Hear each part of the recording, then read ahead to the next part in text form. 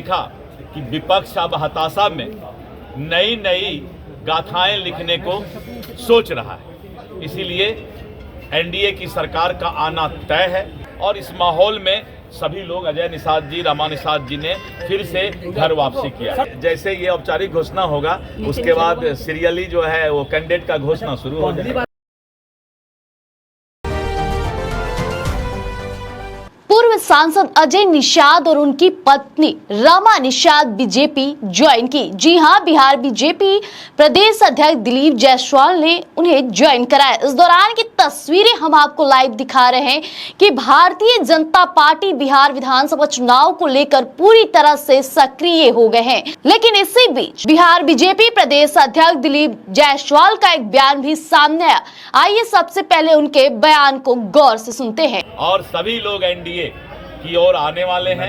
एक माहौल नया बन गया है और इस माहौल में सभी लोग अजय निषाद जी, रमा निषाद जी ने फिर से घर वापसी किया। सर, विपक्ष के कई विधायक अभी 3-4 दिन में आगे देखिए होता है क्या। और आने वाले समय में एनडीए और एक मजबूत जो गठबंधन है हमारा एनडीए का, जो पांचों पांडव का गठबंधन है, जो चट्टानी एकता का साथ मैंने कहा था पहले भी, जब जिला में मैं एनडीए का कार्यकर्ता सम्मेलन कर रहा था और जब 243 विधानसभा पर मैं एनडीए कार्यकर्ता सम्मेलन कर रहा था, उस समय बहुत सारी बातें आती थी कि भाई एनडीए गठबंधन में सब कुछ ठीक ठाक रहेगा ना। मैंने कहा था कि समय पर सब कुछ बहुत ही अच्छा होगा और आपने देखा और कल आपको खबर भी मिल जाएगा। एनडीए चट्टानी एकता के साथ जो आगाज किया था, आज उसी रफ्तार के साथ मतदाताओं के बीच जाएगा और भारी बहुमत से सरकार का है। कल उसकी कोशिश है कि औपचारिक घोषणा हम अगर हम लोग पटना रहे तो यहीं कर देंगे या फिर कल शाम तक जो है ये औपचारिक घोषणा हो जाए। सिर्फ औपचारिक, अब सब कुछ हो चुका है, औपचारिक घोषणा।